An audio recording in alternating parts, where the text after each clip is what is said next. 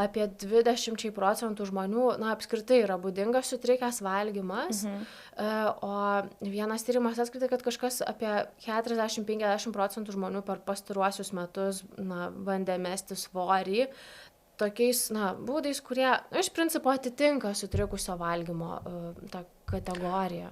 Čia man norisi kartais taip net, nežinau, išrėkti, kad moterims neturėti mėnesinių nėra normalu. Nėra normalu.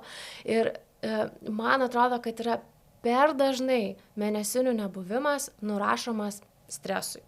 Čia šitoj vietoj labai norėtųsi kažkaip tai paskatinti trenerius, tėvus, laikytis kiek įmanoma, laikytis tokio tiesiog neutralumo kūno atžvilgių, kad ir kaip ten jums atrodo, kad gal čia kažkas ir būtų geriau, nežinau, tam žmogui jaunam su mažesniu svoriu, bet labai didelė rizika, kad pridarysi dar, kažkaip tokios tikrai, žalos uždėsi akcentą ten, kur, tu turbūt tikrai nenorėtum, kad tavo vaikas, savo jausmą apie save, gyvenime statytų ant svorio ir ant to, kaip jisai atrodo. Sveiki, įsijungę bėgimo ir triatlono klubo Love Streams Running tinklalaidę. Čia dalinamės treniruočių patarimais, kalbiname sportininkus bei kitus sporto pasaulio žinovus. Kviečiame klausytis ir tobulėti kartu.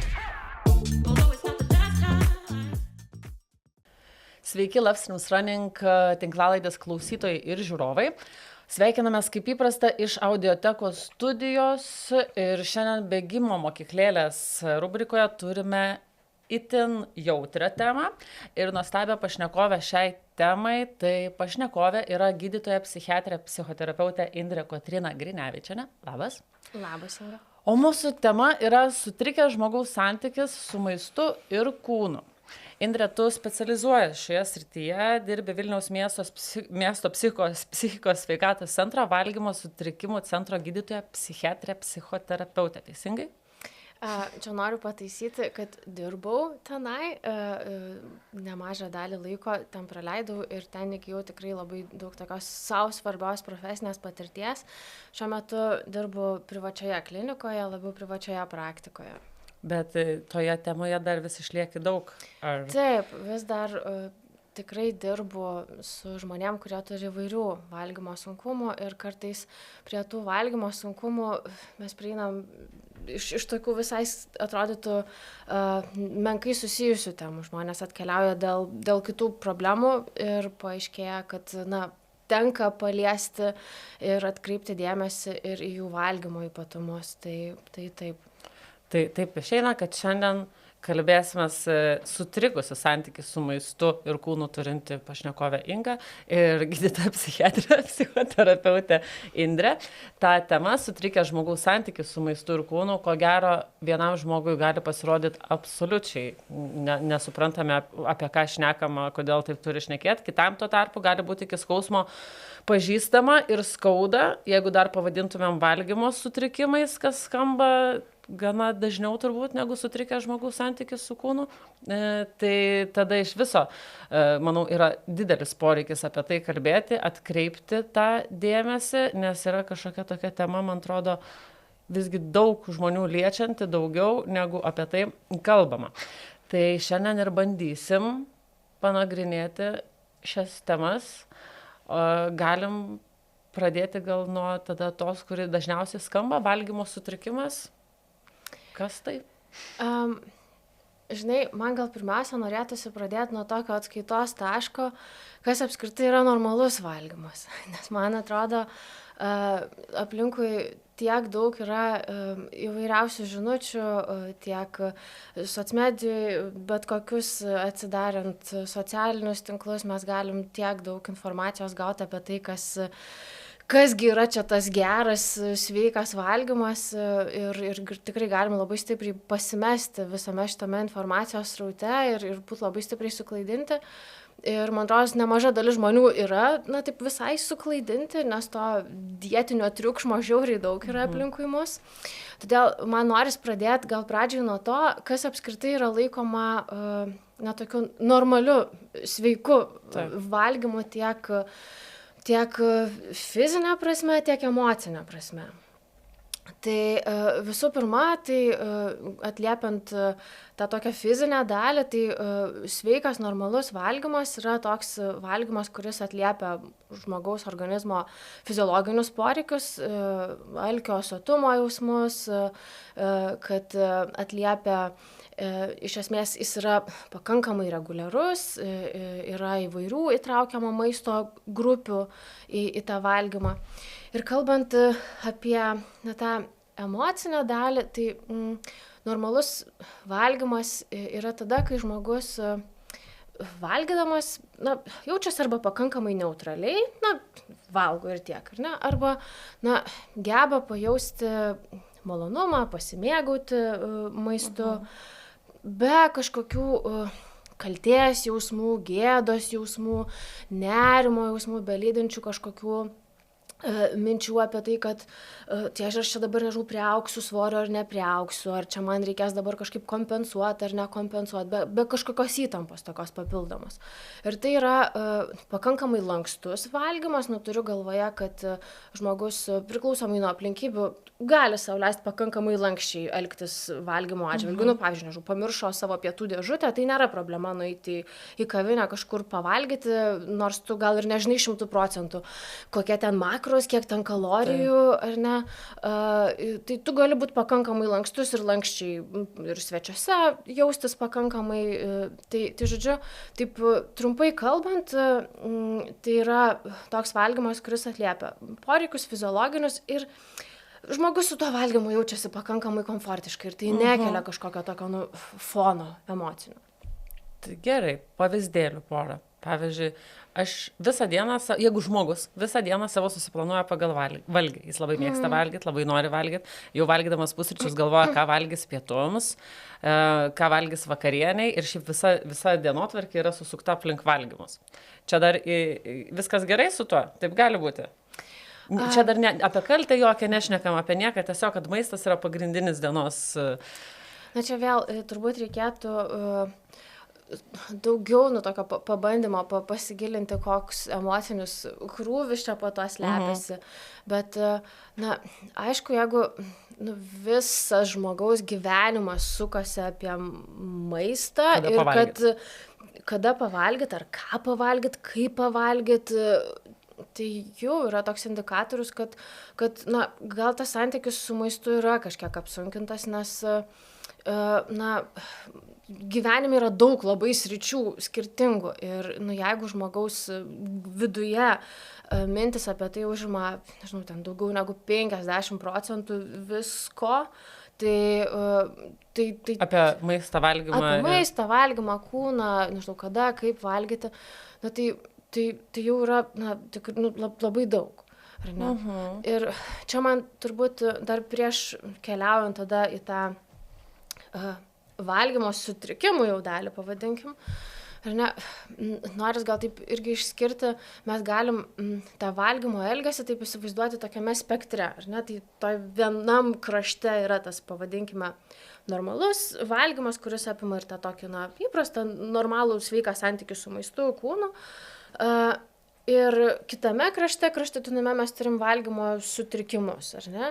Tai kažkur maždaug per vidurį mes galime išskirti tokią kategoriją, kuri yra sutrikęs valgymas. Tai dar nėra valgymo sutrikimas, pavadinkim pagal visus kriterijus, bet valgymą mes galime pavadinti sutrikusiu, todėl kad jisai jau nebeatitinka to normalaus sveiko valgymo kriterijų. Funkcinio, ar ne, kažkokio? Taip, tai pavyzdžiui gali būti, kad tas valgymas gali būti nereguliarus. Nereguliarus, tai dėl skirtingų priežasčių žmogus gali neturėti laiko, kada pavalgyti, jam atrodo, čia ne prioritetas ir valgo kartą per dieną, pavyzdžiui.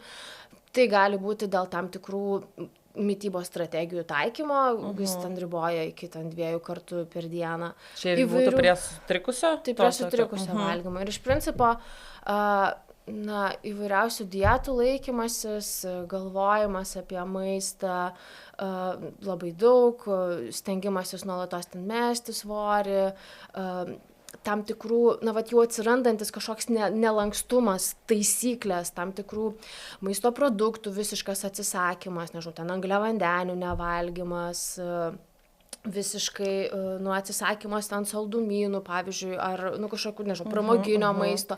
Atsirandantis kažkoks toks jau nelankstumas ir taisyklės, tai jau tai yra, mes tą galima vadinti sutrikusiu valgymu. O gerai, jeigu, tarkim, ten pasiskaičiuoji, kiek tau reikia kalorijų, tarkim, ir vediesi MyFitnessPal, pavyzdžiui, programėlė yra tokia, vediesi ir skaičiuoji, kiek ten per dieną suvartoji proteinų, kiek visko, bet tai tampa azartišku pakankamai užsiėmimu, tokiu, kad jau galvoji, šiandien per mažai to, šiandien per daug, šiandien esu ne deficite kalorijų, o perviršyje, tai tada reikia gal 9 vakaro, bet prabėgsiu, čia jau sutrikimas, taip?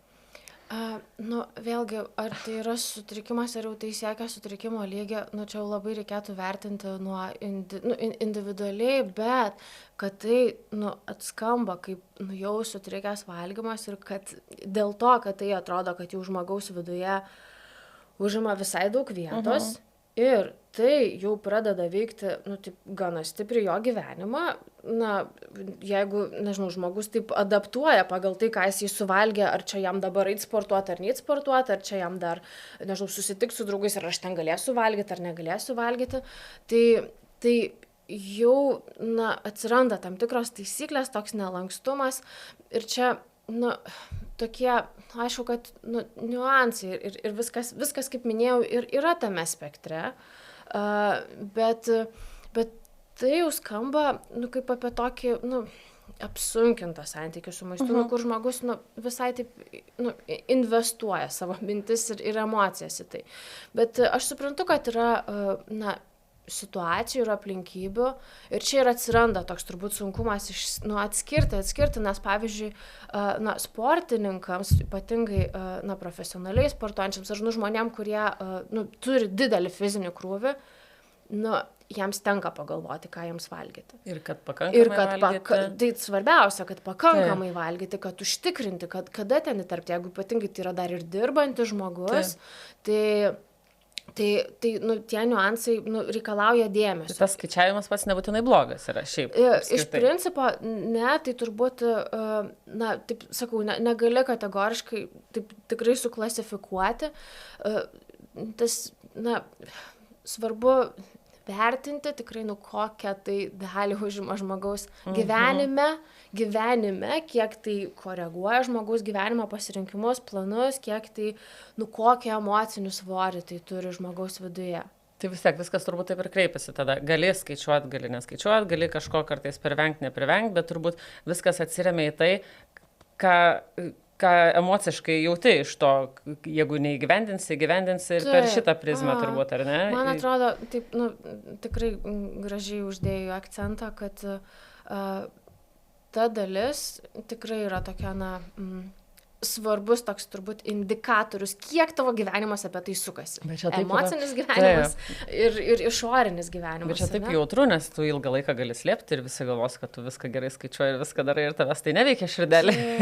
Tai va čia turbūt irgi dar vienas toks svarbus dalykas, kad todėl, kad tiek daug yra informacijos apie ten tą visą sveikatinimas ir apie dietas, kaip čia, ką mes turim valgyti, ko neturim valgyti ir čia apstu to mūsų visuomeniai. Tas sutrikusio valgymo elgesys, tas sutrikęs valgymas, jis iš principo yra normalizuotas. Absoliučiai. Taip. Visiškai. Tai yra tarsi norma tokia socialinė. Net gal blogai, jeigu to nedarai. Taip, tam tikrose, turbūt grupėse, ratuose, čia toks kaip kažkoks geras tonas ir toks kaip būdas, nežinau, kartais gal kai kuriam žmonėm net ir taip pasigirti, kad štai aš rūpinuosi savo sveikata. Turbūt daug visokių tų asociacijų atsiranda, bet tikrai, iš to, ką ten atsidarai kokį portalą, tai pilna antraščių, ką čia dabar naujo gali valgyti arba nevalgyti šiandieną. Tai tas elgesys sutrikusio valgymo, jis tikrai yra labai stipriai normalizuotas ir teko užmest akį tiesiog dėl smalsumo į tyrimus, tai aišku, tie tyrimai labai skiriasi priklausomai nuo metodikos, bet maždaug apie 20% žmonių, apskritai yra būdingas sutrikęs valgymas, o vienas tyrimas atskleidė, kad kažkas apie 40-50% žmonių per pastaruosius metus bandė mesti svorį tokiais būdais, kurie iš principo atitinka sutrikusio valgymo tą kategoriją. O kaip manai, visos tos knygos kaip gliukozės revoliucija, tenais visi keto dalykai, jie irgi iškreipia tą visą visuomenės požiūrį į valgymą, ar ne? Nes jos labai išpopuliarintos šiaip yra. Ne visiems tikrai reikia imti dabar ir gliukozės matuoklius dėtis ir pagal tai savo maistą rinktis. Aš šitoj vietoj turbūt gal kažkas turės daug kontrargumentų, bet man tai atrodo, kad tokios mitybos strategijos, jos yra mitybos kraštutinumas ir jos reikalauja daug žmogaus pastangų, energijos, galvojimo, apgalvojimo. Ir jos ilgainiui tikrai turi labai didelę riziką iškreipti žmogaus santykius su maistu ir kūnu.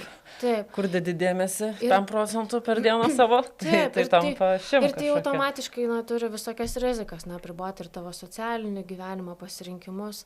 Tai aš tikrai visada esu kažkaip taip atsargiai labai žiūriu į kažkokias kraštutinės mitybos strategijas, todėl kad man atrodo, kad maistas, visų pirma, tai yra ir energijos šaltinis, bet mes negalime atmesti ir to, kad maistas jisai atlieka ir socialinę funkciją, ir kažkokią tai pasitenkinimo funkciją. Problema yra, aišku, tada, kai tas visiškai išsikreipia, ar ne, nežinau, pavyzdžiui, žmogus tik iš maisto jaučiasi galintis gauti malonumą, bet viso to reikia, dėl to šiaip vengimas tam tikrų produktų, grupių ar tam tikro maisto, man nėra sveikatos požymis, nes jisai mus eliminuoja ir iš tam tikrų socialinių galbūt situacijų, gimtadienių, švenčių, dar kažko. Tai gerai, kaip sakėm, kad ko gero jau galim kalbėti apie kažkokį sutrikusį, kai tai emociškai veikia, ar ne, žmogų ir per daug paliečia ir tada dar tam spektre, kai sakai, kur visiškai normalus valgymas ir tada jau yra valgymo sutrikimai, tai per vidurį sutrikęs valgymas, taip, tai čianais irgi tada galim sakyti, šitą žiūrim pagal tai, kiek tu tam suteiki dėmesio, taip, kiek pas tave dienoje užima, ten jeigu jau virš 5% užima, tai tu jau eini į tą pusę, kur valgymo sutrikimai.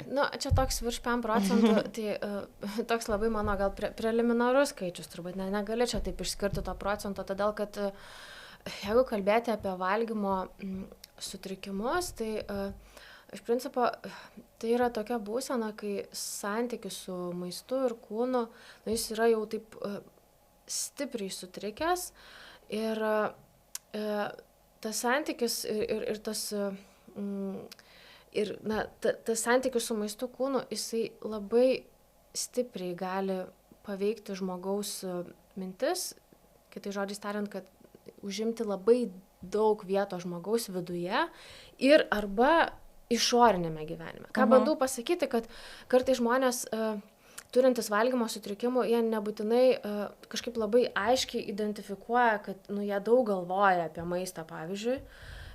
Kartais tas atsiskleidžia tik tai vėliau gydymo procese, bet jų elgesys maisto ir kūno atžvilgių jau gali tapti žalingas. Turiu galvoje, kad žmogus jau imasi tokių būdų, kurie ilgesniai perspektyvai yra žalojantis kūną. Tai yra labai stiprus ribojimas maisto arba išvis badavimas, neretai tam pasitaiko badavimo ir tada persivalgymo ciklai, kartais žmonės gali griebtis tikrai tokių drastiškų dalykų, kaip ten papildai visokie, laisvinamieji ir visokie kiti dalykai, vėmimas ir tai gali užsisukti į tokį ratą, kur jau labai stipriai neigiamai yra paveikiama ir fizinė žmogaus sveikata, jau čia mes turim fizinės sveikatos rizikas atsirandančias.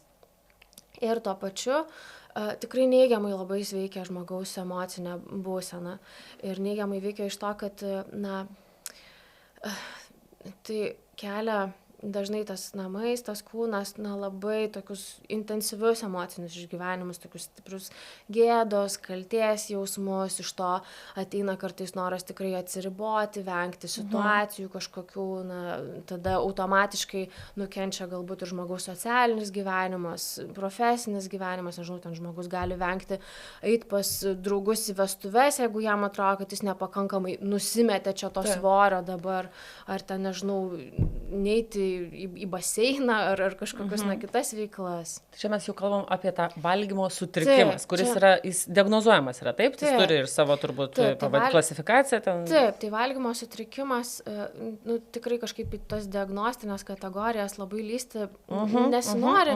Yra skirtingų tikrai formų to valgymo sutrikimo, bet man taip labiausiai turbūt norisi akcentuoti ir pacientams sakau, kad labiausiai tai turbūt reikia kreipti dėmesį į tai, kokį svorį, ne tą kūno svorį, bet emocinį svorį, tai užima tavo viduje ir kokią įtaką tai turi tavo gyvenimui. Ir čia jau tampa gal ne tiek svarbu, kiek čia mes galim ginčytis kartais su pacientais, ar čia sutrikęs valgymas, ar čia valgymo sutrikimas, ar ne. Bet tai, jau, jeigu tai veikia žmogaus gyvenimą ir jo emocinę savijautą, tai jau yra tokia, svarbi tema, kurią, turbūt, gali būti verta adresuoti ir ją atkreipti dėmesį. Labai gražiai pasakyčiau, nes aš pati turėjau ir diagnozuotą valgymo sutrikimą.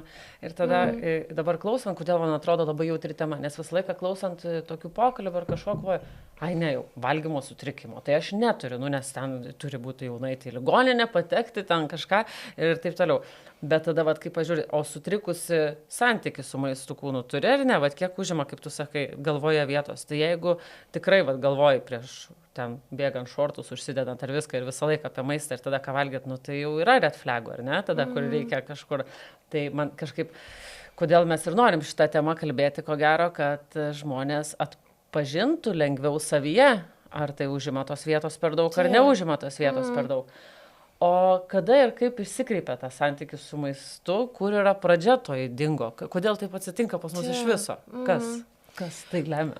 Tai, būtų faina žinoti vieną kažkokią tai priežastį, tada atrodytų, turėtum tą auksinį raktelį, kaip čia dabar atrakinti tas duris ir išspręsti šitus iššūkius. Bet kaip ir, kuomet mes kalbam apie psichikos sveikatą, kažkokius emocinius iššūkius, niekada nėra vieno vienintelio kažkokio faktoriaus, ar ne? Ir tą yra svarbu suprasti, kad tai yra visą laiką grupė dedamųjų. Tai kalbant apie valgymo sutrikimus, tai visų pirma, tai gali būti genetinis faktorius ir tai yra įrodyta, kad žmogus gali turėti genetinį jautrumą, susirgti valgymo sutrikimais. Bet ką irgi svarbu yra suprasti, kad genų buvimas jis automatiškai nenulemia to, ar žmogus susirgs ar ne. Ir tada pasijungia kiti rizikos veiksniai. Ir tie rizikos veiksniai yra tam tikri, galime mes tokias didelės grupės ar ne išskirti, kad tai gali būti psichologinė tokia dalis, psichologija, tai apima tam tikras asmenybės savybės, kaip aukšti reikalavimai sau, polinkis į detalės, kažkokios tokias,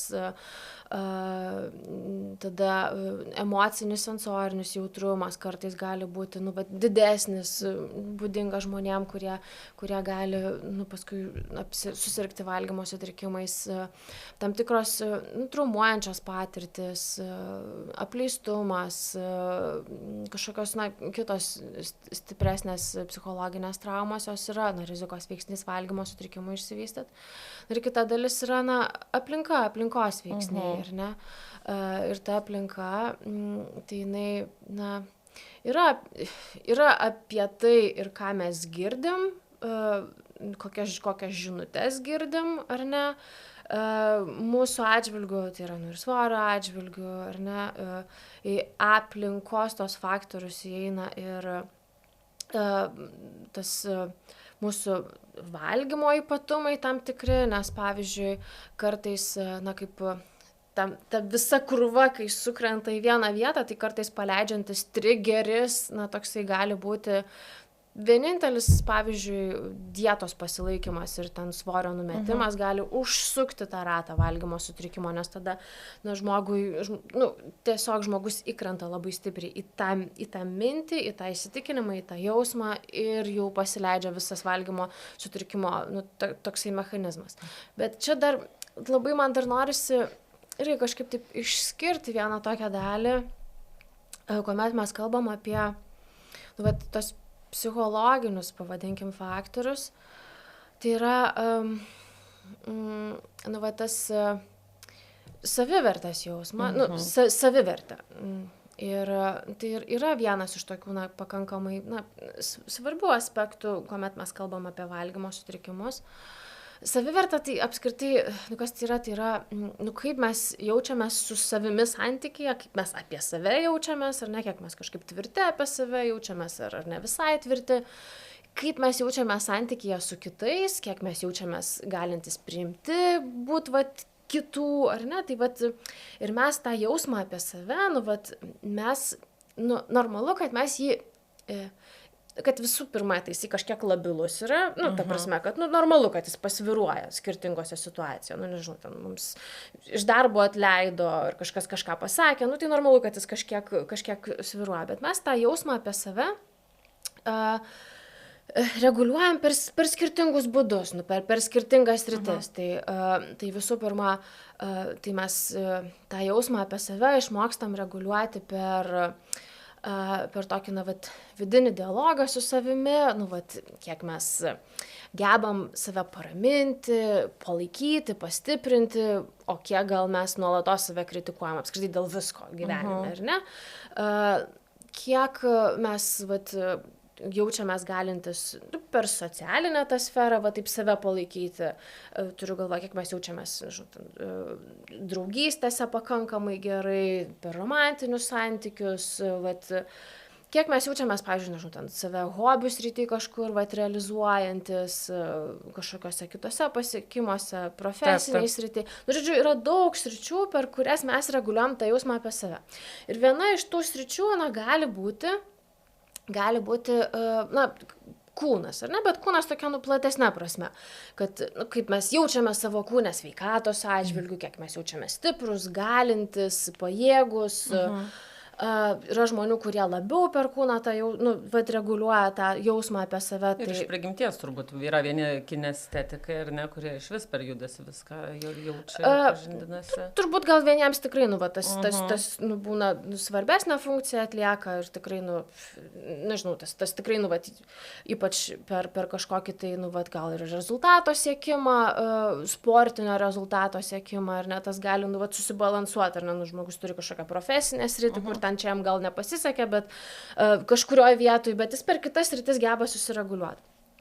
Ir viena tokia dedamoji apie tą kūną, gali būti, kad, kaip pasakyti, pakankamai normalu yra norėti patikti kitiem. Tai prasme, kad gražiai atrodyt kažkaip, norėti, gal atitikti kažkokius grožio standartus, pavadinkim, ar ne, vieniem tai yra labiau svarbu, kitiem mažiau svarbu. Ir čia norisi irgi šitą dalį pasakyti, nes kartais sulaukiu tokių kontrargumentų. Tai negi nėra normalu gražiai atrodyti čia kažkaip, negi nėra normalu čia rūpinti savo išvaizdą. Tai bet kai tas koncentracija į kūną, svorį, formas, išvaizdą tampa pagrindiniu arba vienu pagrindiniu būdu, kaip žmogus jaučiasi apie save ir kaip reguliuoja tą jausmą apie save, tą savo savivertę, tada jau tampa didelė problema. Bet daugam labai taip yra.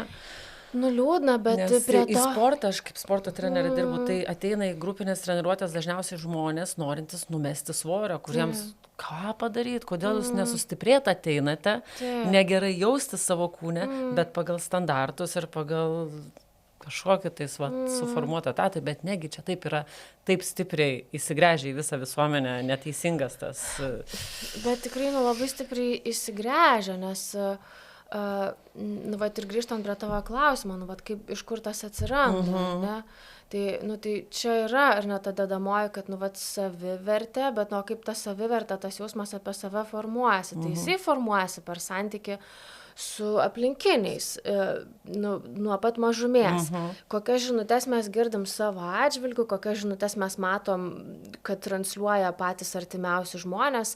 Ir, nežinau, tai viena yra skaityti, žinutes kažkokias ten apie dietas ir panašiai, o kita, labai liūdna, bet, tikrai mano pacientų nemaža dalis turėję yra tokių patirčių, kur nežinau, nuo mažens mato mamą nuolat besiskundžiančią apie tai, kad čia vėl reikia numesti svorio, aš čia negaliu kažkur eiti, nes pažiūrėk, koks mano pilvas, ir tam besičiupinėjančią kiekvieną rytą prie veidrodžio. Ir nors to žmogaus atžvilgių gal komentarų kažkokių tiesiogiai nėra. Arba televizoriuje komentuojančią, kas pastorėjo, kas paplonėjo, kaip čia šita šokėja tokia stambi atrodo. Taip. Tai jeigu taip užaugė nuo paauglystės ir vaikystės, tai kaip ir... Ir visos šitos žinutės, jos formuoja, jos kuo yra žalingos. To, kad jos taip ir tiesiogiai, ir netiesiogiai kuria tokią nuostatą, kad mes esam vertingi ir galime būti priimti kitų ir visuomenės. Tik tai pagal tai, ar pagrinde pagal tai, ar didelė dalimi pagal tai, kaip mes atrodom, kiek mes sveriam, kokios mūsų formos yra, ar čia mes pastorėjom ar nepastorėjom, kiek mes atitinkam tuos standartus. Kokio dydžio drabužius perki ir jeigu visą gyvenimą jie pradeda didėti, jau kažkas blogai, nes... Ir už tai, jeigu ta dalis tampa tokia labai didelė žmogaus viduje, ir jo savivertei, tam jausmui apie save palaikyti, ir tos kitos gyvenimo sritis kažkaip nekompensuoja kažkiek. Tai mes turim tokią labai didelę riziką, kad žmogus gali judėti sutrikusio valgymo link, nes gali labai siekti ir norėti imtis kažkokių drastiškų priemonių, savo tą kūną reguliuoti, savo tas formas reguliuoti. Ir sutrikęs valgymas yra tikrai didelis rizikos veiksnys valgymo sutrikimui atsirasti. Tai čia mes turim tokias susijusias tarpusavy dedamąsias, kur štai yra, ar ne, ir ta aplinkos veiksniai labai stipriai sužaidžia. Čia man dar irgi kažkaip labai noris vieną tokią žinutę pasakyti, kur yra tekę užmatyti keletą tyrimų, kur, pavyzdžiui, tokie tikrai labai gąsdinančiai skambantis, kad, pavyzdžiui, pradinių klasių moksleivės kažkas apie trečdalis jų yra jau bandžiusios mesti svorį. Bet čia iš vis netikėta. Čia vaikas yra. Galvojančios apie tai, taip, galvojančios ir norinčios mesti svorį.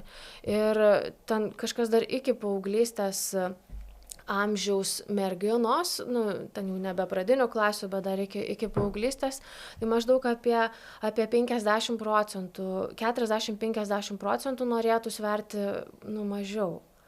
Ir kuomet mes tikrai imam tokią grupę vaikus, tai juose žinutės nusėda tokios iš aplinkos. Tai aš, kadangi turiu sutrikusi santykį su kūnu ir maistu, mano vaikas man visą laiką atrodė per stambus. Kada aš supratau, kad čia buvo tik galvoje, kai aš dabar žiūriu jo nuotraukas, jis buvo normalus vaikas.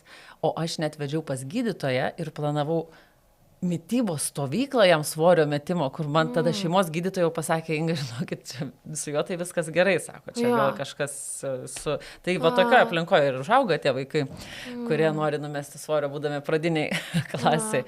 Taip, kažkaip, man atrodo, taip jautriai daliniesi ir labai fainai, kad tu kažkaip taip tą esi identifikavus, pastebėjus ir dabar, to pasidalinęs, gal tavo šitos patirties, pasidalinimas šitą patirtimi, žinai, kažkam, Nes tai atrodo normalu, dėl to, kad augai tokio aplinkoje ir atrodo normalu. Ir paskui, kai sutinki žmonių visgi, kuriems iš tikrųjų buvo svarbiau eiti į mišką, pažinti sraiges, medžius, paukščiukus, koks paukštis, kaip skamba, galvoja, tai kiti leido taip laiko, negalvodami apie kūną ir ką valgyti, ko nesuvalgyti, ką šunį atiduoti, ką ten, kur pabėgti, išbėgti, tai tu supranti, kad tu tiesiog kitam mieste augai, kitoj šaly ir kitoj etniniai kultūrai kažkokio ir tada susitinki žmonių ir galvoji, tai čia gal pas mane nenormalu.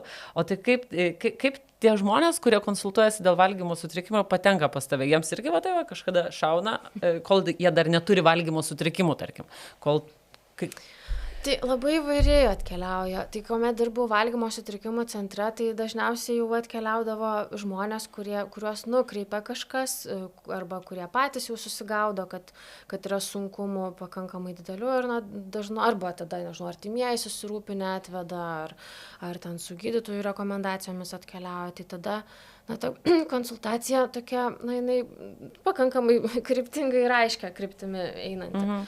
Bet, pavyzdžiui, dabar, kai dirbu ne tokioj specializuotoj klinikoj, tai pasitaiko vėlgi, kad atkeliauja taip labai kryptingai žmonės, bet pasitaiko ir tokių situacijų, kur prie valgymo iššūkių mes prieinam visai per kitas vietas. Pavyzdžiui, atkeliauja žmogus ir skundžiasi labai stipriu nerimu, tokiu nuolatiniu nerimu, miego sunkumais ir tada analizuojant, kažkaip taip bandant susigaudyti jo gyvenimo backgroundą, ką jis veikia, kuo jis užsiema, kaip atrodo ta rutina.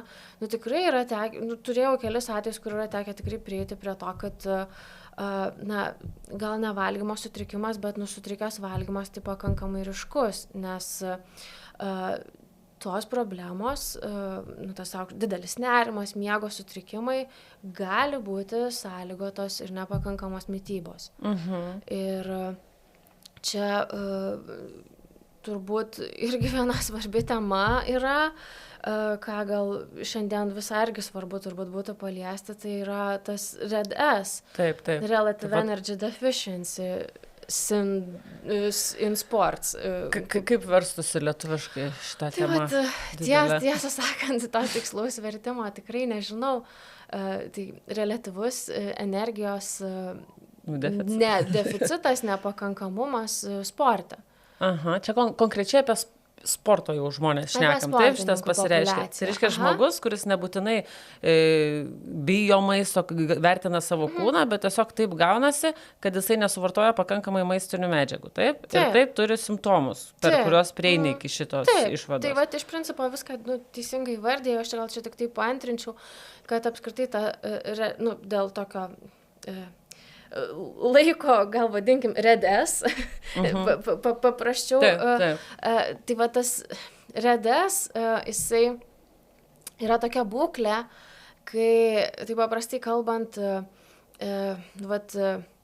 po treniruočių, po to viso suvalgomo maisto kiekio, žmogaus kūnui nebelieka pakankamai energijos tam, kad jis galėtų palaikyti tą bazinę medžiagų apykaitą.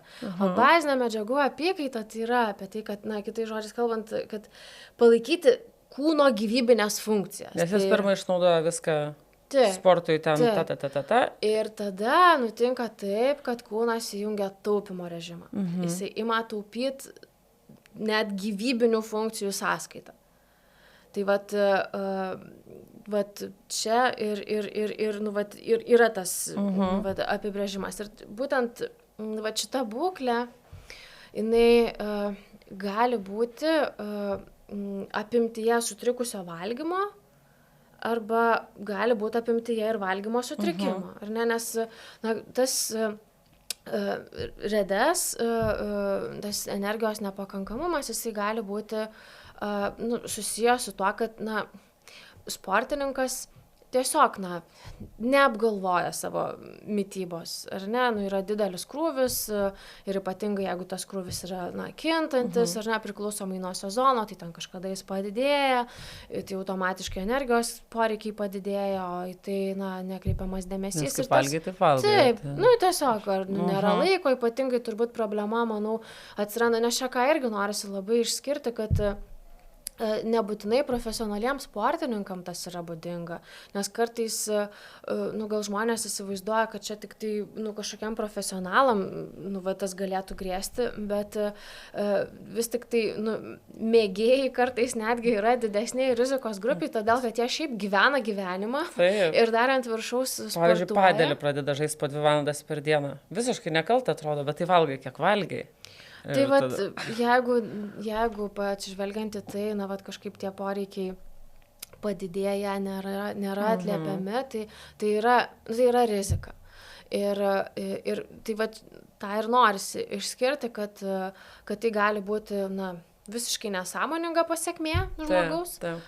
Kartais tai gali būti sąmoningo sprendimo rezultatas, jeigu žmogus nori mesti svorį. Kartais tai gali būti tikrai jau apimtyje ir valgymo sutrikimo. Tai vat, šitaip turbūt norėtųsi išskirti. O tai Redes, kokie yra jo požymiai tokie, kad tai išvardinus? Tai aš kaip gydytoja psichiatrė pradėsiu nuo psichikos. Kodėl? Nes sakau, man kažkaip taip iš tos tokios patirties, kad tikrai turėjau keletą atvejų, kur sakau, žmogus atkeliavo dėl miego sutrikimo ir pavyzdžiui, paaiškėjo besigilinant, kad sportuoja intensyviai ir po to, aš jau ten turėjau įtarimų, kad gali būti, jog nėra pakankamas mitybos užtikrinimas ir su gydytoja dietologė kažkaip taip ir išaiškėjo galiausiai ir visai prasisprendė tas miego sutrikimas be jokių ten vaistų ilgainiui, ar ne? Tai miego sutrikimas gali būti, ar ne? Taip, tai čia tai gali reikštis miego sunkumai, gali reikštis nuotaikos sutrikimai, tai tokia prastesnė nuotaika, dirglumas, irzlumas, tas pats mano anksčiau minėtas nerimas, kartais tas kitąsyk būna net ir ryškiau susieta su maistu, kad žmonės gali imti jausti, tiesiog mintis apie maistą, tokį pergalvojimą apie maistą ir kartais žmonės net ima kažkaip taip save bausti už tai, kad tai kaip čia yra, maždaug kodėl aš čia vakare nuolat galvoju apie maistą, negi aš čia ir turiu savo dabar valgyti tiek, kiek aš čia maždaug galvoju. Kartais tos mintis tikrai būna apie maistą. Ir tai va, apie tą psichikos dalį. Kita dalis yra, tai, žodžiu, iš principo, tai dėl to, kad kūnas pereina į taupymo režimą, tai lėtėja medžiagų apykaita. Ir ta medžiagų apykaita, jinai lėtėja per tai, kad šiaip organizmas, jisai sulėtėja virškinamojo trakto veikla, žarnyno motorika, skrandžio ištuštinimas ir čia irgi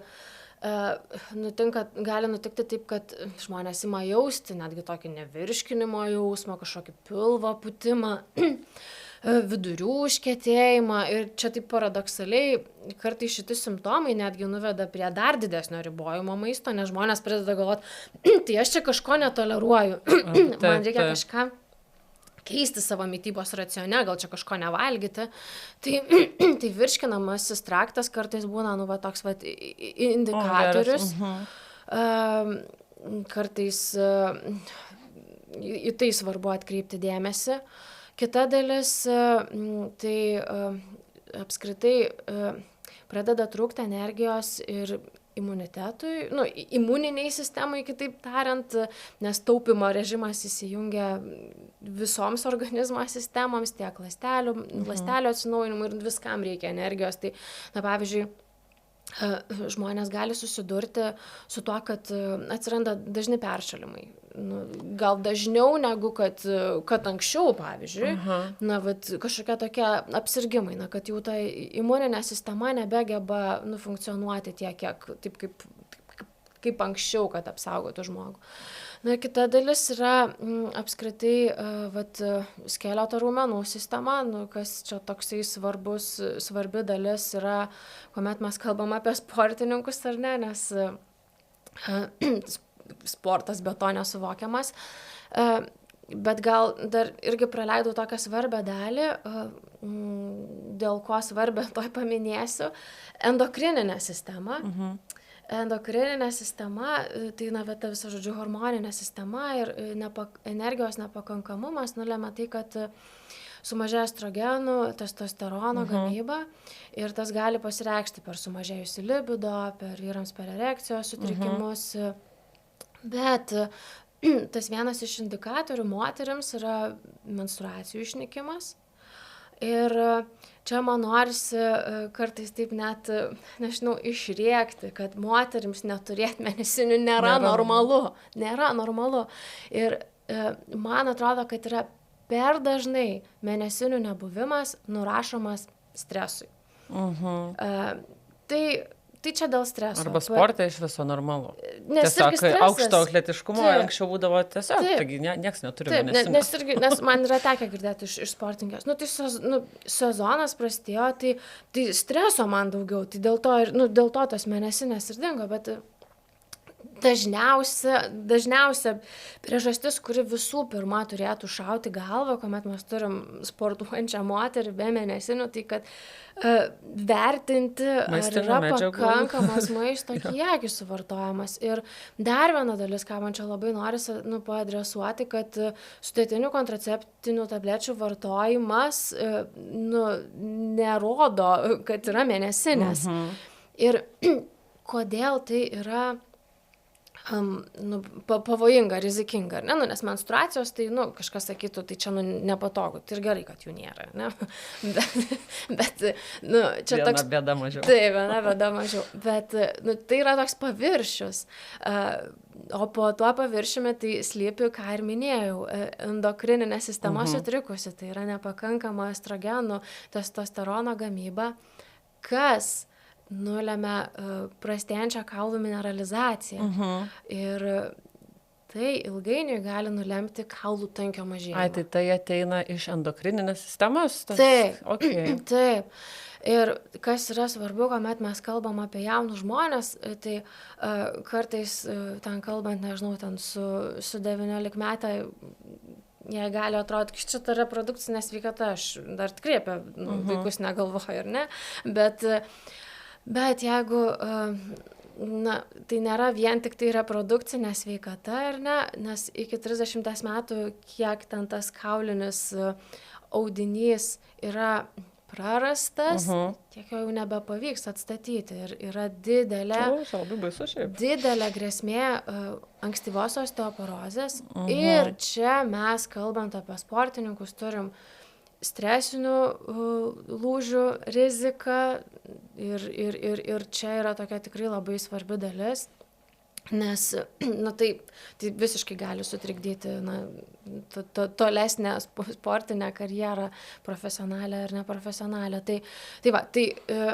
Tai kalbant apie šitą dalį, dar truputį sustojant prie griaučių raumenų sistemos, tai apskritai, kalbant apie raumenų funkciją, tai esant nepakankamam energijos kiekiui, tai prastėja raumenų funkcija, mažėja jėga, prastėja adaptacija, atsistatymas ir tuo pačiu ilgesniai perspektyvai, net ir jungiamojo audinio visokių traumų, plyšimai, visokių sausgyslių irgi gali būti su tuo susiję. Tai, žodžiu, čia yra tokia grupė dalykų, yra dar krūva įvairių pokyčių, kurie ir laboratorinių tyrimų lygmenyje gali kartais atspindėti, bet čia tokie atsiranda niuansai, skydliaukės funkcijos, tam tikri hormonų rodikliai gali tą parodyti. Bet čia turbūt, tokius gal, sakyčiau, gal svarbesnios išskyriau. Tai galim tada, nes kaip dabar atrodo, kad šiaip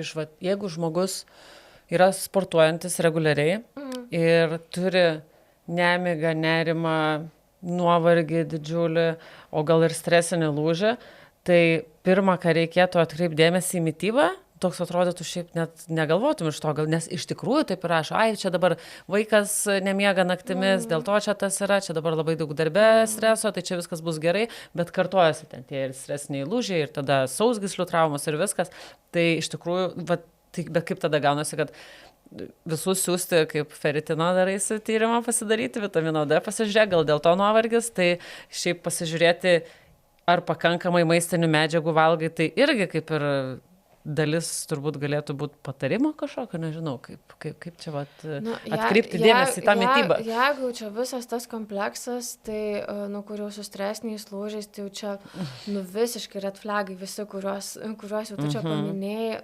tikrai, būtina sužiūrėti šitą dalį, būtina.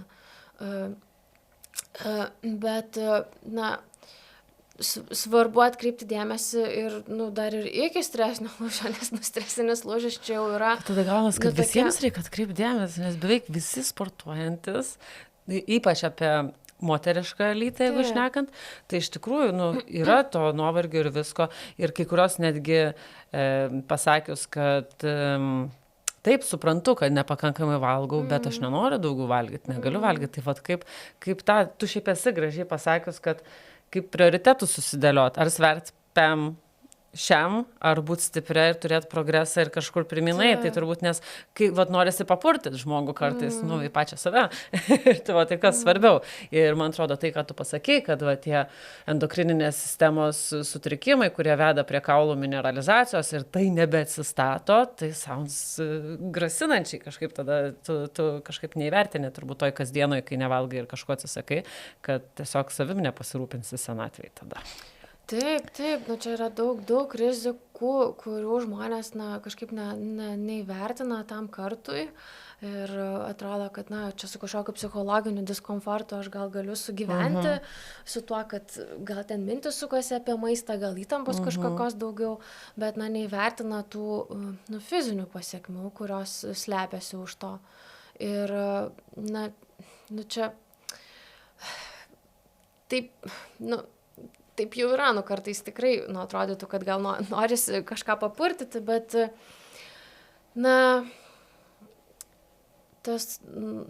čia priklauso tikrai nuo žmogaus kažkokių viduje esančių prioritetų, vertybių ir kas jam yra svarbu gyvenime. Ir aišku, kad, labai liūdna, jeigu žmogus, tas vertybės, persvarsto jau tik tada, kai susiduria, su labai rimtom fizinės sveikatos komplikacijoms, kažkokiam, netektim, savo gyvenime iš tos pusės, kad, nežinau, netenka sportininko karjeros. Nes, aš, esu turėjusi savo praktikoje, pacientų, kurie tikrai dėl viso šito užsisukusio rato, kuris užsisuko labai jauname amžiuje, tiesiog pametė savo tą sporto šaką ir tiesiog nebegalėjo tame būti. Nebegalėjo fiziškai? Ir fiziškai, ir psichologiškai, nes tai tapo tiesiog nebesuderinama su jų sveikata. Taip, turbūt dar iš tavo pasakymų kažkada irgi patiko, kur mūsų kūnui nesvarbu, kodėl tu nevalgai, ar tai dėl mados, ar dėl maratono pasiruošimo, ar tai yra badmetis ir jis įjungia tas gyvybinių funkcijų visą sumažinimą, ar ne, į šitą režimą. Tai ir tiek, kad kompensaciniai mechanizmai mūsų visų labai skiriasi, todėl kai kuris privalgantis pakankamai maistinių medžiagų dar gali visai ilgai tverti ir tu nepastebėsi šito ir jisai nepastebės. Taip, ir kartais, čia vėlgi su moterim būna įvairių niuansų, nes kartais būna, kad objektyviai, čia jau aš labiau kalbu iš valgymo sutrikimų, tokios varpinės, bet kartais, taip tikrai būna objektyviai vertinam su žmogum, kad, tas valgymo sutrikimas yra ir, tai reiškia, kad, ir akivaizdu ir dietologas sako, kad, nėra pakankamas maistinių medžiagų suvartojimas, bet mėnesinės yra. Ir tai kartais būna toksai, toks kaip tarsi pasiteisinimas, kitas tik toks psichologinis žmogaus, bet tai mėnesinės yra, tai čia viskas gerai su manim. Tai ką svarbu gal irgi paminėti, kad visada yra toks kompleksas dalykų, kad yra menstruacijos ar fizinis kažkoks vienas rodiklis, tai yra vienas rodiklis, visada svarbu yra vertinti visumą ir apie tai, kokią tai dalį tavo viduje užima, gyvenime, kiek tai užima tavo vietos, ar ne, jeigu dar fizinė sveikata nebyra, tai nereiškia, kad gal nėra iššūkių kažkokių. Tai Kaip vyrams suprasti, kad trūksta maistinių medžiagų, jeigu mėnesinės nedingsta? Tai irgi, ką paminėjau, tai gali libido pakisti, iš tiesų seksualinės funkcijos sutrikimai gali rastis, kas pasireiškia per rytinės erekcijos nebuvimą, pasikeitimą. Tikrai vyrai pasakojo, kad seksualinis potraukis dingo. Tai vat, per tokius aspektus, kas liečia lytį konkrečiai. Tai gaunas, kad mes neturim tokio kaip ir iš kažkur, iš pat pradžių edukacijos, kiek to maisto reikia, kiek nereikia. Kaip taip gaunasi, kad vieni per daug valgo, kiti per mažai valgo? Šiaip tai, mes visi esam nuo prigimties intuityvūs valgytojai. Jeigu nėra kažkokių papildomų fizinių apribojimų ar kažkokių sensorinių apribojimų. Čia jau aš einu į niuansus, ar ne, nes kartais žmonės dėl sensorinių ypatumų, tarkim, negali valgyti tam tikros tekstūros maisto, ar ne, kur jau čia nulemia kažkokius tokius apribojimus, bet iš principo tai visi mes nuo vaikystės, puikiai žinom, kiek jaučiam tos alkio. Gimęs žmogus turėtų, sveikas gimęs žmogus turėtų turėti... Taip, kūdikiai jie jaučia, jie žino, kiek jie nori, kiek jie nenori valgyti vėliau. Bet tu gali sutrikdyti nuo pat pirmos gimimo dienos, kirsdamas režimą kažkokį... Čia atsiranda niuansai, tai kažkoks režimas yra, bet čia jau apie žindymo ypatumus jau čia galim pereiti kalbėti, ne, kad žindymas pagal poreikį rekomenduojamas ir visą kitą, bet jeigu čia nenuslystant taip į detalės, tai ką tu paminėjai, kad tai taip, yra labai tas mūsų supratimas sutrikdytas, gali būti stipriai ir jį labai stipriai iškreipia, tos visos žinutės ir ypatingai, jeigu žmogus yra įkritęs į kažkokį tai ten dietinimosi ratą, nebūtinai tai yra valgymo sutrikimo apimtyje, bet tiesiog ten laikosi dietų, vienokių, kitokių, ten prisiskaito, ką čia reikia valgyti, ko nereikia valgyti. Tai mūsų alkio sotumo jausmai labai stipriai išsimuša ir išsireguliuoja. Ir tada, tai žinoma, kad tas pasakymas valgyti pagal alkio sotumo jausmus, kai kam galėtų pasirodyti netoks juokingas. Tai ką čia reiškia, aš dabar turiu valgyti taip, kaip kada aš noriu, nes aš visada noriu valgyti. Aš visada noriu valgyti, tik tai tada aš savo neleidžiu visada valgyti, nes negalim visada valgyti. Tai va taip ir gaunasi. Sėdžiu, aš dabar noriu valgyti. Aš irgi noriu valgyti pietų metas.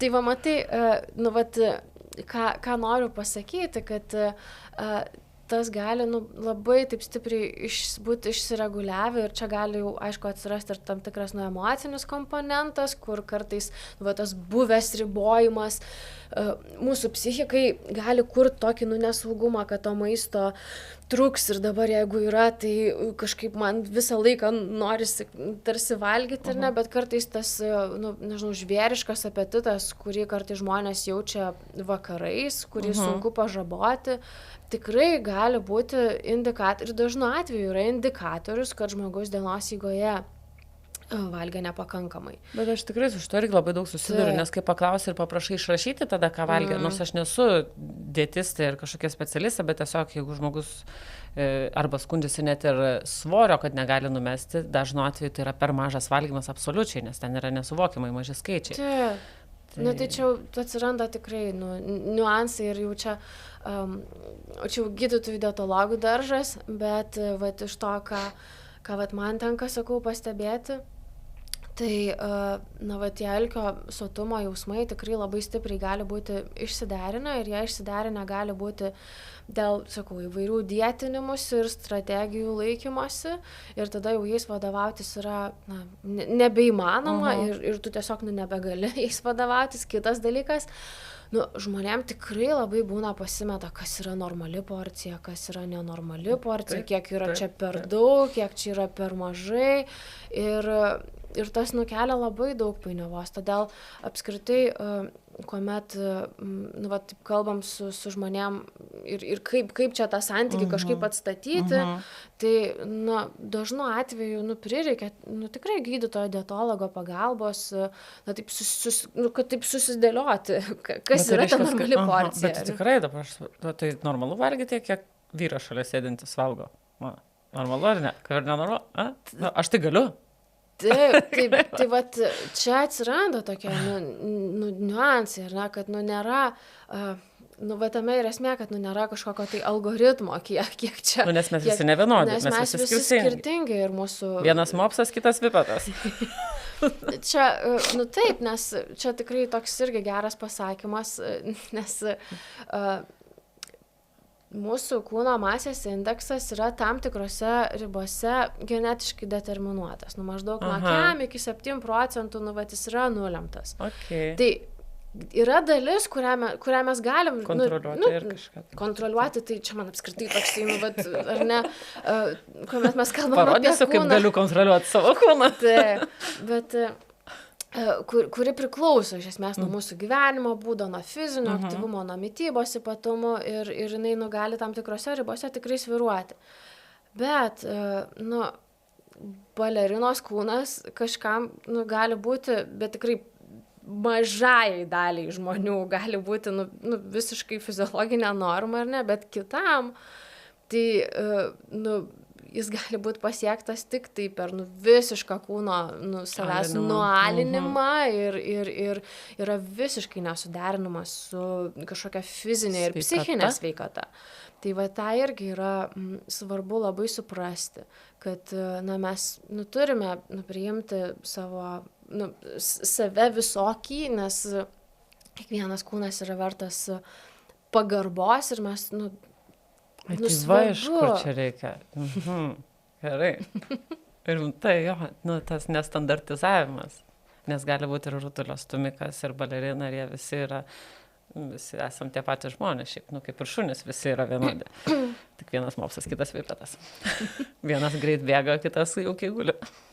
Tuo savo kūno skirtingumus, man atrodo, svarbu priimti, bet tai yra labai, turbūt irgi nelengva priimti, nes kartais nes tas labai iškreipta yra, nes yra tam tikri standartai. Jeigu tu turi svorio kažkokio, visi gali numesti, tu tinginys negali numesti svorio. Tai va čia tiesa ar netiesa, tai reiškia, jeigu kažkiek genetiškai yra nulemta, tai kaip yra. Tai aišku, kad yra tam tikros ribos genetinės ir tas pats kūno masės indeksas, į kurį ten žmonės neretai remiasi, jis nėra, jis yra labai neobjektyvus dalykas, jisai nieko individualaus nepasako.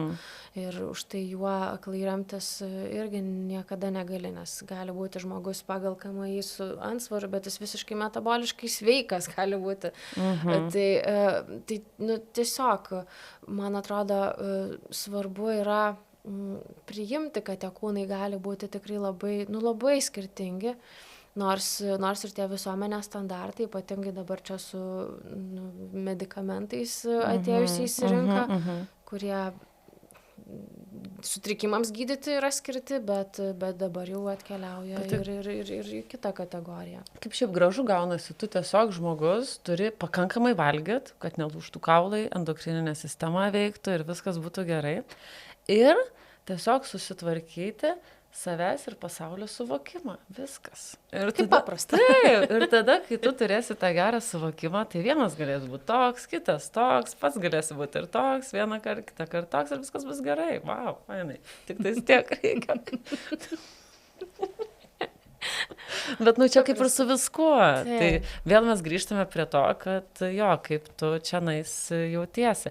Bet tai tas labai svarbu yra iš to, kur pradžia, kad mes dar su savim tai ką padarysim, tai galim kreiptis į specialistus, galim patys pergalvoti galvoje, čia be tos mitybos reikalo, nes mitybos, jeigu per mažai medžiagų valgau, tai jau pradėsi jausti, tai visi išgirdote tuos požymius ir galite tada pasižiūrėti, kiek ten valgot, kiek ne. Bet su tuo emocinė visa dalimi, tai su savim, tai mes galim kreiptis į specialistus, galim pergalvoti galvoje kažką patys, kaip save vertinam, kaip vertinam maistą, kaip vertinam savo kūną, bet kur dar galim turėti įtakos, tai jaunam žmogui.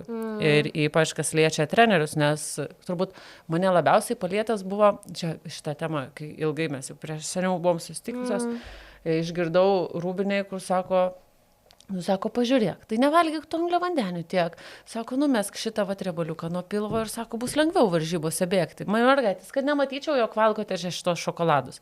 Tai yra 14 metų paauglės. Jos natūraliai jau turės tą riebalinį sluoksnį besiformuojantį didesnį tarp 14 ir kažkeliolikos metų, pati ant savęs prisimenu.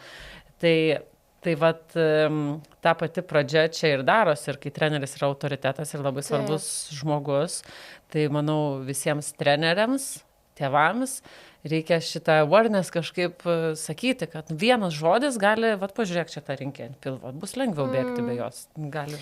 Aš tai, čia tikrai labai, labai, labai svarbi yra žinutė apie tai ir šiaip tai aš, tikrai netikiu, kad tokius žodžius kalbėdami ten tėvai ar treneriai, jie turi kažkokį tikslą pakenkti, jiems atrodo, kad tai yra būdas kaip kažkaip pastiprinti, tarsi pagerinti žmogaus gyvenimą, bet čia labai norisi man paakcentuoti, kad akcentavimas tų kūno formų, svorio, kilogramų, o ne to, ką mūsų kūnas gali, kiek jis yra pajėgus, formuoja tą nuostatą, kad mes, galim būti priimti ir vertingi tik pagal tai, kaip mes atrodom, kaip mes sveriam ir visa kita tarsi, tampa kur kas mažiau reikšminga. Ir jauname amžiuje, vaikystėje, paauglystėje, tai yra tas laikotarpis, kada formuojas, vėlgi, ta savivertė. Ir jeigu tas aspektas apie kūną ir jo vaizdą yra labai stipriai išdidinamas ir akcentuojamas nuolatos, tai mes turim didelę riziką, kad žmogus ir ateityje, ir suaugusiame amžiuje, savo vertę labai stipriai statys ant šito išorinio dalyko, kas yra žiauriai trapu, nes plus minus 1 kilogramas, ten plus minus 5 kilogramų, endokrininė, hormoninis fonas, jisai su amžium kinta ir tas svoris kažkiek jisai gali svyruoti. Ir todėl svoris niekada neturėtų būti tikslas, jeigu kalbam apie sportininkus, tai turėtų visą laiką būti akcentas tik tais į kažkokį rezultatą, į tai, ką aš galiu, ko negaliu. Ir svoris turėtų būti visiškai antraeilis dalykas, kad ir kaip ten kartais atrodyti ir yra visokių ten kartais įsivaizdavimų, kad čia nusimesiu, tai greičiau bėgsiu. Bet, ne... Bet irgi, čia man toks įdomus klausimas, teko biškai pasiskaitinėti tyrimų, kad nėra kažkokio optimalaus kūno masės procentinio sumažinimo, kuris garantuoja geresnį rezultatą. Net ir nedidelis kūno svorio pokytis neigiama prasme gali nulemti REDS vystymasi. Ir būtent tas Relative Energy Deficiency in Sports jisai gali atsirasti ir imti vystytis per 2-3 mėnesius jau tie simptomai gali imti rastis. Kažkokį svorio... Taip, nes jeigu tas svoris nukrenta ir jis palaikomas toks mažesnis, tai jau atspindi, kad yra nepakankamas maisto kiekis. Tai čia šitoj vietoj labai norėtųsi kažkaip tai paskatinti trenerius, tėvus, laikytis kiek įmanoma, laikytis tokio tiesiog neutralumo kūno atžvilgių, kad ir kaip ten jums atrodo, kad gal čia kažkas ir būtų geriau, nežinau, tam žmogui jaunam su mažesniu svoriu, bet labai didelė rizika, kad pridarysi dar, kažkaip tokios tikrai žalos uždėsi akcentą ten, kur, tu turbūt tikrai nenorėtum, kad tavo vaikas, savo jausmą apie save, gyvenime statytų ant svorio ir ant to, kaip jisai atrodo, o ne ant kažkokių kitų, dalykų. Tai aš užaugau per tai, aš tik per savo kūną vertinu save ir visą kitą. Tai labai sunku iš tikrųjų augti. Tai jūs tikrai nenorite to padaryti savo auklėtiniams arba savo vaikams. Tikrai nenorite. kažkaip tais, jo, šitas, net tai sėdžiu ir galvoju, tai aš užaugau taip ir visą laiką viskas buvo prieš tą vertinimą. Nu, okei. Tai gerai, kad dabar kažkas bent supranti ir gali reflektuoti. Man atrodo labai svarbu, kad kažkaip tu tą esi pagavusi ir taip sąmoningai tą pagavusi ir dabar net ir tikrai gali transliuoti tą žinutę ir kitiems žmonėms. Nu ir labai girdi, kad tada, kadangi aš dirbu su paprastais žmonėms, ten bendro fizinio treniruotės vedu, tai man tie lyginimai, kur aš čia tokia stora tiek priaugau ir kur galvoju, tu šneki tarp kitų žmonių, kur gal net jiems, negalim, tai aš labai jautriai reaguoju, tą man vis laik norisi visus pažiūrėti per tą stiprumą, per tai, ką kūnas gali tiesiog, tu prasme. Ir čia jau yra didelis dėmesys į kūną ir tai kreipiamas, per didelis kokia rolė. Aš nežinau, bet tai yra, apie tą, ką mūsų bet galiausiai kūnas mes gali. Tai gyvenam, jo, mes. Ką mūsų kūnas gali, tai yra, apie.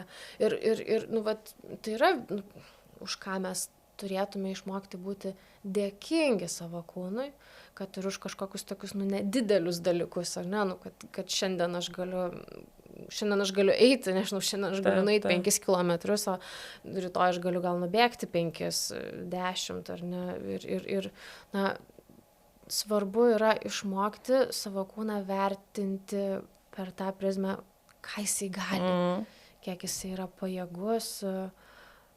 Ir suteikti už tai jam pakankamai maistinių medžiagų. Taip. Na, šiaip tai taip. Dėkoti savo kūnui už tai, ką gali. Pasirūpinti, kad galėtų toliau, tai yra suteikti maistinių medžiagų. Tai peržvelkit visi savo valgiaraštį, jeigu turite kažkokių simptomų, kur Indrė minėjo. Ką dar galim šitą temą pasakyti, palinkėti? Kągi čia palinkėti? Valgyti. Man kažkaip, palinkėti valgyti, bet ir, aš labai norėčiau paskatinti, palinkėti tokios, tikrai pagarbos ir dėkingumo savo kūnui, nes, vis tiek auditorija čia yra sportuojančių žmonių bendruomenė, tai man atrodo, gal pernelyg dažnai tą mūsų galėjimą ir gebėjimą, fizinį galėjimą ir gebėjimą žmonės priema tokį kaip tiesiog savaime suprantamą dalyką, kaip kažkokią duotybę. Ir dar galiu bausti tada, nukatinti ten angliavandenio, dar kažko, čia pažiūrėsim, kiek atkentėsi. Tai tikrai išmokti ir galvoti apie tai, kad mes turim būti dėkingi savo kūnui už jo galimybės, už tai, ką jisai mums leidžia nuveikti šiame gyvenime. Iš tikrųjų, jo klausytojams tai labai jums daug leidžia nuveikti ir tą supranti, kai nebegali tada nuveikti. Taip. Tie patys stresiniai lūžiai, jie turėtų jau labai atkreipti dėmesį, kad nepasirūpinta kažkur turbūt buvo kūnų. Tai ačiū tau labai, Indrė. Tai ačiū tau labai, Inga. Kažkaip tikrai labai džiaugiuosi, iš savo profesinės pusės labai džiaugiuosi, kad nutarėt kalbėti šitą svarbę labai temą. Tai ačiū už kvietimą. Skanaus. Skanaus.